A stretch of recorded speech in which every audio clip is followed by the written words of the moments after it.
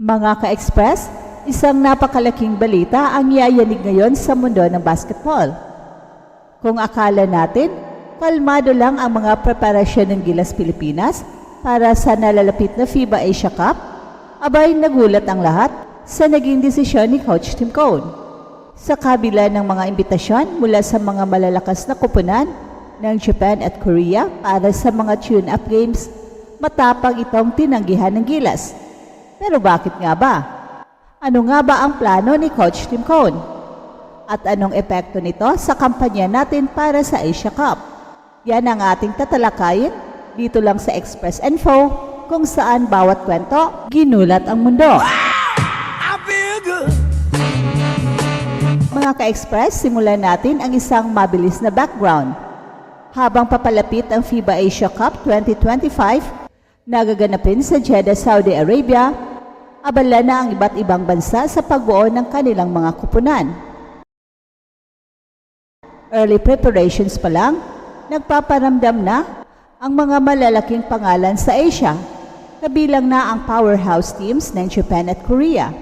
Siyempre, bilang isa sa mga kinikilalang basketball countries sa rehiyon, natural lamang na gustuhin nila ang isang friendly match laban sa Gilas Pilipinas. Isang magandang paraan para masukat ang lakas at mahasa ang chemistry bago sumabak sa totoong laban. Pero dito na nagsimula ang nakakagulat na twist.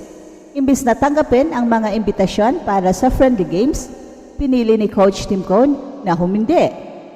Oo, tama ang narinig niyo mga ka-express. Inayawan ng Gilas ang tune-up games kontra Japan at Korea. At hindi ito basta-bastang desisyon. May malalim at strategic na dahilan si Coach Tim Cone kung bakit niya ito ginawa.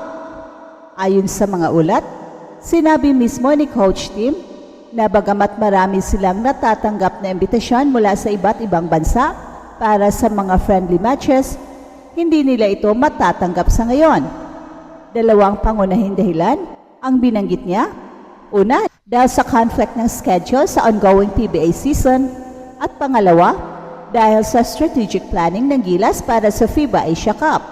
Alam natin na ang mga manlalaro ng Gilas ay karamihan galing pa rin sa PBA at sa July na kung kailan gusto sana ng Japan at Korea makipag-tune up, abala pa ang PBA sa mga crucial games nila. Hindi pwedeng basta-basta na lang pakawalan ang mga players sa gitna ng laban para lang sa isang friendly match.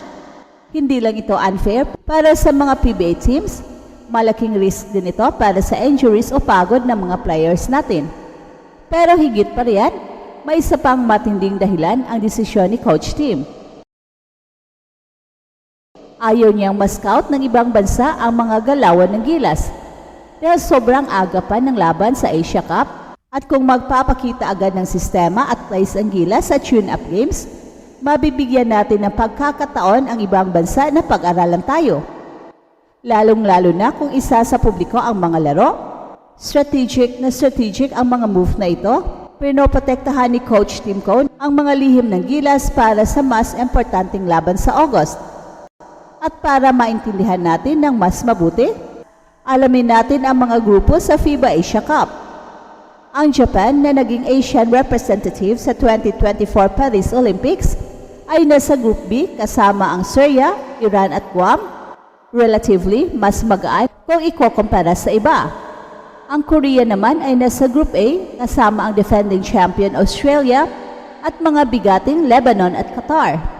At ang Gilas Pilipinas, nasa Group D tayo.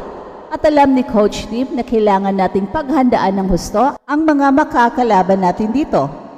Kaya imbes na Japan o Korea ang kalaban sa mga tune-up games, sinabi ni Coach Tim na magfo-focus sila sa paglaban sa mga Middle Eastern teams. Isa itong matalinong galaw dahil ang mga Middle Eastern teams ang posibleng maging ka-matchup natin sa knockout stages sa Asia Cup.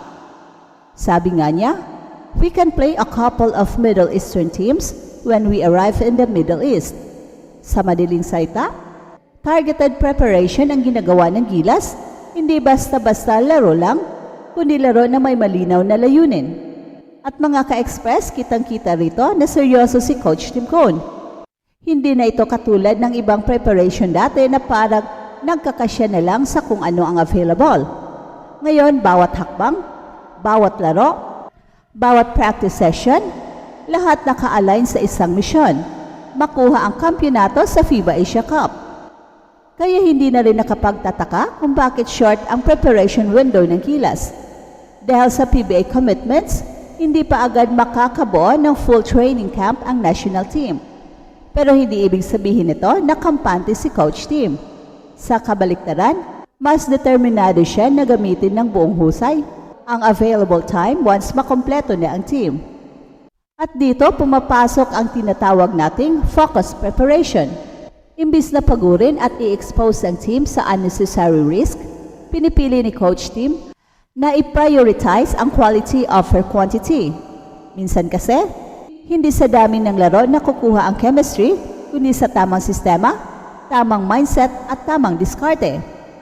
Ngayon isipin natin mga ka-express, anong mangyayari kung pumayag ang Gilas sa tune-up games contra Japan at Korea? Malamang makikita agad ng ibang coaches ang playing style ng Gilas. Malalaman nila kung sino ang go-to guys natin, paano tayo mag-rotate at anong klaseng depensa ang ginagamit natin.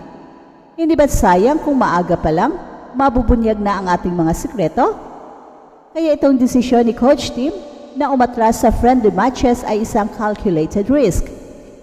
Isang hakbang na nagpapakita na hindi lang basta-basta preparasyon ang gusto niya, kundi championship level preparation. At tandaan natin, hindi ibig sabihin nito na hindi kakayanin ng Gilas ang pressure.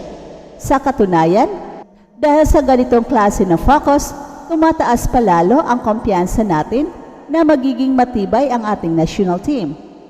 Hindi man madali ang landas, pero malinaw ang plano, iangat ang Pilipinas sa pedestal ng Asian basketball.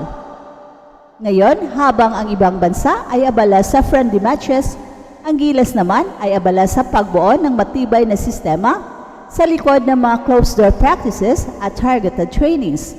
Mahirap? Oo. Risky? Oo. Pero kung tama ang pagkakagawa mga ka-express, malaki ang tsansa nating mapatumba ang mga higante ng Asia at maisulat ang bagong kasaysayan para sa ating bansa. Kaya mga ka-express, habang papalapit ang FIBA Asia Cup, iisa lang ang dapat nating gawin, buong pusong sumusuporta sa Gilas Pilipinas. Ipagdasal natin ang kanilang kalakasan, isulong natin ang ating bandera, at sama-sama tayong maniwala na sa tamang diskarte, tamang puso at tamang laban, muling gugulatin ng Pilipinas ang buong mundo. At dito sa Express Info, aasahan yung tutukan natin bawat hakbang ng Gilas dahil dito, bawat kwento, ginulat ang mundo.